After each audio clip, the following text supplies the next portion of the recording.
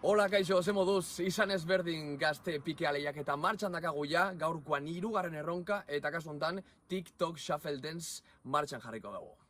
3 lagun parte hartuko dozue, eta bertan dantzatzeko dakazuen abilesia demostra ubiko zue, alda neinien behintzat. Eta superimportantia hori bai, bidizuak igotzian, kontu hauek etiketatzia. Alde batetik, abildua izan ezberdin beko marrakutxa, eta beste alde batetik, abildua triatloia maite dut. Baina hori bai, ez dugu bukatu amaitzeko, beste erronka txiki badakagulako zeuentzako. Egunean behin jolaseko 10 galdera erantzun beharko dituzue, emaitzai pantailazo batein eta zeuen Instara igo. Listo, honekin bukatzen dugu. Hori bai, informazio geixa, detailetxo geixa, galderan bat, dudan bat, baldin badakazue, jakin webgunean informazio dana eukiko zuela, bale?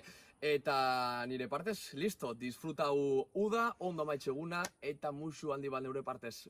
Ondo segi, agur!